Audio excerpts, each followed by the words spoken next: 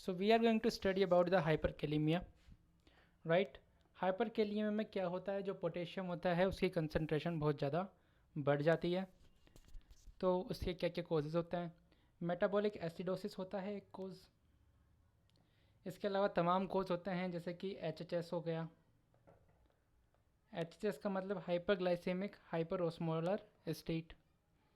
Tissue breakdown can lead to hyperkalaemia. Acute और chronic kidney disease, उसके अंदर hyperkalaemia हो सकता है। या कुछ मेडिकेशंस होती है, जैसे कि potassium sparing diuretic. Potassium sparing diuretic कौन कौन सा होता है? स्पायरानोलैक्टोन होता है, अमीलोराइड होता है। इसके अलावा एस इनहिबिटर और जो आपका एंजियोटेंसिन रिसेप्टर ब्लॉकर होता है, ये भी हाइपरकेलेमिया कोज करा सकते हैं। ये थी पहली बात कि हाइपरकेलेमिया कहाँ कहाँ हमको देखने को मिलता है। अब हम बात करते हैं कि हाइपरकेलेमिया में क्या क्या ईसीजी चेंजेस हमको देखने को मिलते हैं। तो हाइपरकेलेमिया, हाइपर का मतलब ज़्यादा, तो हमें याद रखना है कि टी वेव इसके अंदर क्या हो जाती है, टॉल हो जाती है। टॉल कैसी हो जाती है? टॉल हो जाती है।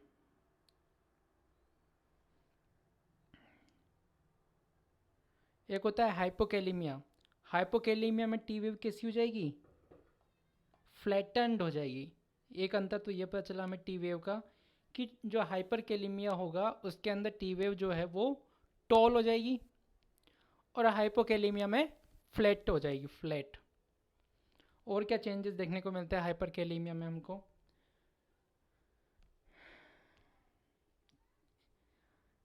और क्या बढ़ जाता है? तो वाइड क्यूआरएस कॉम्प्लेक्स देखने को मिलता है हमें किसके अंदर? हाइपरकेलेमिया के अंदर। यहाँ पे हम लूज़ करते हैं पी वेव को हाइपरकेलेमिया के अंदर। इसके अलावा कोई साइन वेव देखने को मिलती है इस तरीके की। ये एक ईसीजी है, तो हम देख सकते हैं कि इस तरीके से ये पीक्ड टी वेव है, और इस तरीके से यहाँ पे ये लिखा हुआ है एब्सेंट पी वेव। तो ये दो कैरेक्टरिस्टिक फीचर है हाइपरकेलेमिया के, कि टॉल टी वेव मिलती है और पी वेव जो होती है वो इसके अंदर एब्सेंट हो जाती है। तो हमने बात की हाइपरकेलेमिया के कॉजेज़ क्या क्या होते हैं, हमने बात करी हाइपरकेलेमिया में क्या क्या ईसीजी चेंजेस होते हैं।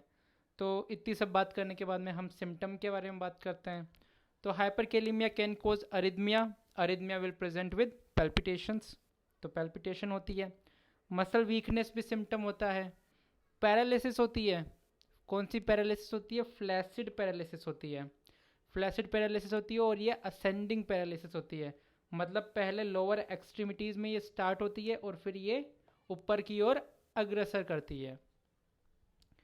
सिम्टम्स भी हो गए, अब तो बचा सिर्फ ट्रीटमेंट। तो ट्रीटमेंट क्या होता है इसका?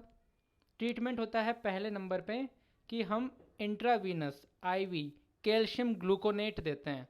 ये कैल्शियम ग्लूकोनेट क्या करता है? कार्डियक मसल को प्रोटेक्ट करता है। ठीक है। इसके अलावा हम इंसुलिन देते हैं। कौन सा इंसुलिन? रेगुलर इंसुलिन देते हैं। किसके साथ देते हैं? विद डेक्सट्रोज देते हैं। The insulin will reduce the serum potassium concentration by causing an intracellular shift, and the dextrose will counteract the hypoglycaemic effect of insulin. अब समझ में आया डेक्सट्रोज क्यों देंगे? हम इंसुलिन दे रहे हैं ताकि पोटेशियम जो है ब्लड के अंदर जो है वो सेल के अंदर चला जाए। लेकिन डेक्सट्रोज भी देते हैं, क्यों? क्योंकि इंसुलिन जो होता है वो क्या कोज करा सकता है? हाइपोग्लाइसीमिया कोज करा सकता है। तो इसीलिए रेगुलर इंसुलिन विद डेक्सट्रोज हम देते हैं। आगे बात कर लेते हैं साल्ब्यूटामोल, नेबुलाइज फॉर्म में देते हैं।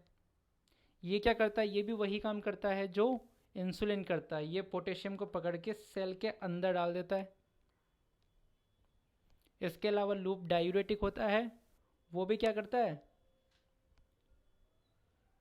लूप डायूरेटिक भी हेल्प करता है इसके अंदर हाइपरकेलेमिया के ट्रीटमेंट में।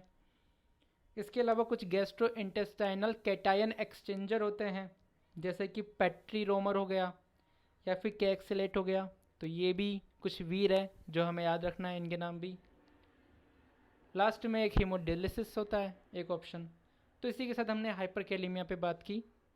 अब हम बात करते हैं हाइपोकेलेमिया के बारे में। तो हाइपोकेलेमिया के क्या क्या कॉजेज़ हो सकते हैं? पहली बात तो ये कि लो पोटेशियम इनटेक हो गया। जैसे कि एनोरेक्सिया के पेशेंट होते हैं।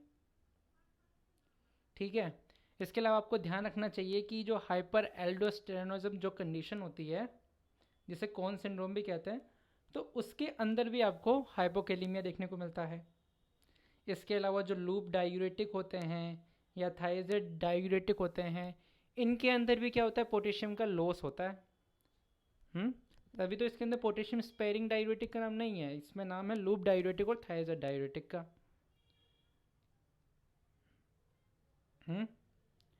कुछ अमाउंट पोटेशियम का स्वेट के थ्रू भी लॉस्ट हो जाता है।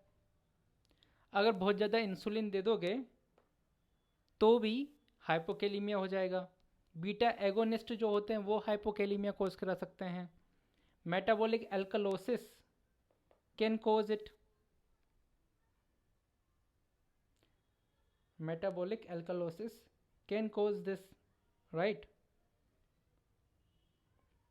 तो ये सब कोजेज हैं। ईसीजी के अंदर एक फाइंडिंग की तो हमने पहले ही बात कर ली थी कि इसके अंदर टी वेव फ्लैट मिलेगी। जो हाइपरकेलेमिया था उसकी कैरेक्टरिस्टिक थी एब्सेंट पी वेव। इसकी कैरेक्टरिस्टिक है प्रेजेंस ऑफ यू वेव, इसके अंदर अपीयर होती है यू वेव। अब कैसे डिफ्रेंशिएट करना है ये आपको आना चाहिए।